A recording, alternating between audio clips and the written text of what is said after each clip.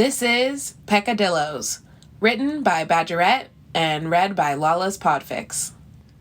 Summary: on the benefits of literary references, now with a variation on a theme. Then what kind of passions do you enjoy in private? Don't tell me there are some erotic scribblings hidden in that insane collection of kindling. A beat within which Stede took a sip of his remaining port. You've got some fucking raunchy books up there, haven't you?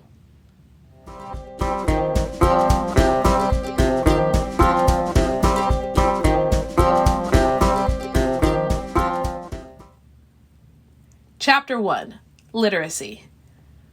Ed's busy checking on the clouds. Today they look like cinnamon buns, when Stede stumbles on the deck all flushed. The pink on his cheeks is one Ed's categorized as awkward as all hell, and leads to a conclusion. Lucius and Black Pete fucking in storage again? Stede joins Ed at the bow, fussing with his frilly sleeves. No, Lucius and Fang this time. In the mess. Don't know what exactly they're doing, and I'm happy not to form any clearer picture. Or eat at that table tonight. Glad someone's having fun. Still, Ed makes a note to join Stede for dinner in the captain's cabin, even though it's pretty much a given that he'd have done so anyway. They spend most evenings together.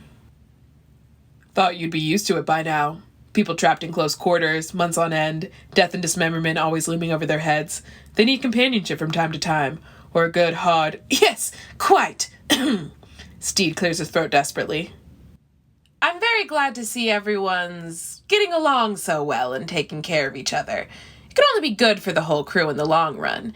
I just wish I could walk across the ship at least once a day and not barge in on some pair or group in the throes of passion. Is the gentleman pirate a prude? Ed teases, and sees tension draw Stede's mouth taut. No, Stede snaps. I just prefer my passions to be enjoyed in private. Ed raises an eyebrow and lets appreciation color his tone. Really? I'll have to remember that. Before Stede's look of confusion can turn to understanding, Ed distracts him by pointing to the sky and launching into another lesson on the tactical uses of clouds.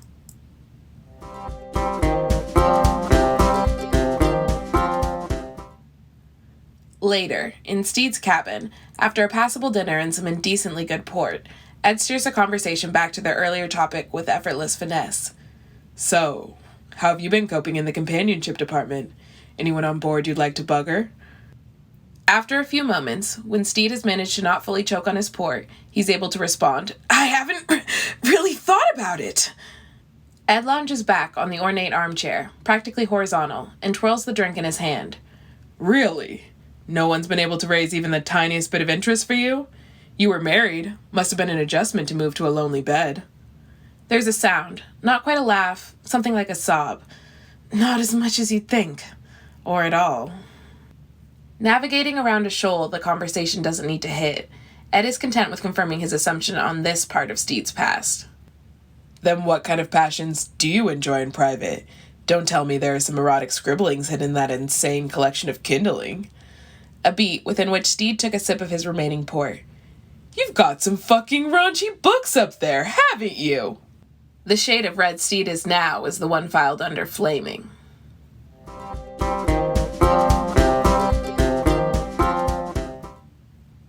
When Ed jumps up and makes his way over to the library, Stede downs the rest of the port in one go. Oh God. He feels so hot from humiliation that he's surprised the armchair hasn't burst into flames. Rather wishes it would, and burn him to a crisp with it. Where are they? Tell me they've got pictures. Fuck, I hope so. Is this one? Ed picks up So You Think You've Got What It Takes to Become a Pirate, and when Stede doesn't respond, throws it on the floor and dives in for another volume. Come on, all your lovely books will join their friends soon if you don't. No, please, Christ. Stede rushes over and puts the manual back in its place. He freezes for a moment, then, thinking there's no harm in handing over something Ed can't even read, reaches for his favorite guilty pleasure. Ed turns the book over in his hand. What's it called? Peccadilloes. Ed frowns. I think I saw one once. They're those weird armor-wearing fuckers, right? Don't see what's sexy. Stede bites his lip and has to stifle a laugh, even as anxiety draws him taut.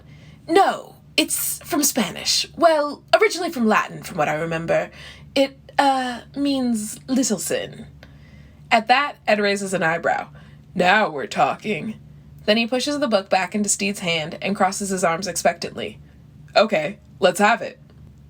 Stede stares at Ed. At least one of them must have been hit over the head with a whale statue and has taken leave of their senses. The blood rushing in his ears is making it difficult to deduce which one of them it is. You want me to read it to you? Yeah. That's... Don't worry, you don't have to do the voices. Ed's looking at him full of mirth, eyes wandering over Stede's face, which must be a shade of red beyond description.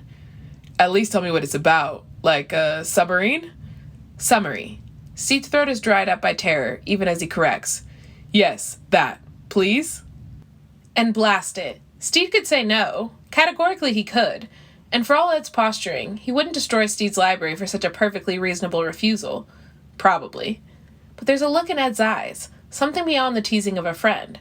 It's a look that, directed at any other person, Stede would describe as... But as it's aimed at Stede himself, he can't imagine what it might mean.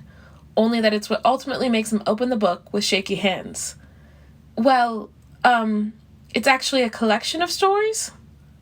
Ed nods. So what's the first one about?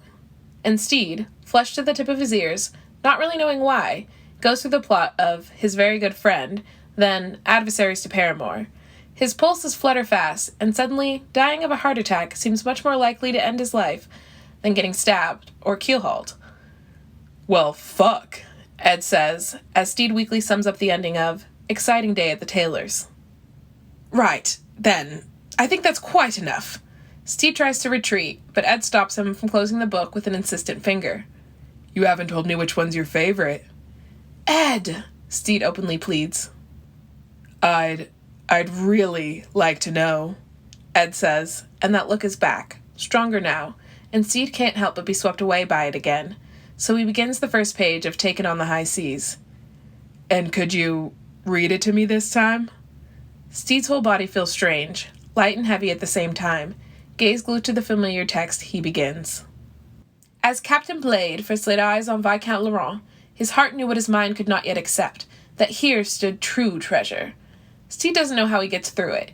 He does his best to rush past the racier paragraphs, of which there are many, but he can't help but linger on the parts he likes best, voice growing soft as he recounts how the rakish pirate and standoffish aristocrat start to realize their feelings for one another. As imaginative as the pair's activities are in the bedroom, and the mess hall, the storage, and most memorably the crow's nest, this story is really Stede's favorite because he can believe in its romance, has always wished that he would find someone who would look at him the way Captain Blade looks at Laurent.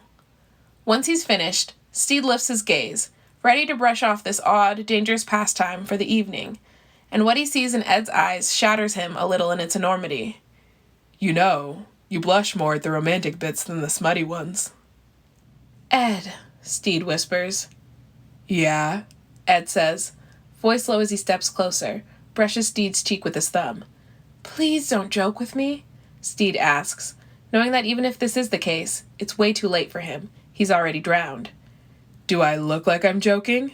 Ed rumbles, and before Stede can say no, you look like I feel, like you might cry because it's all a little too much. Ed kisses him. He does it softly, like Stede's worthy of being handled gently, and his beard tickles Stede's cheeks and chin. The simple feeling of Ed's inhale of breath against his skin somehow sets it on fire, makes Stede lean in closer, open his mouth a little, and oh. Stede fumbles and grabs the lapels of Ed's jacket. The book falls to the floor with a thump. Ed breaks off the kiss like some idiot. Look who's battering books now. Stede shuts him up. They have sins to commit, both small ones and great, and he would like to get started on them right away. The end.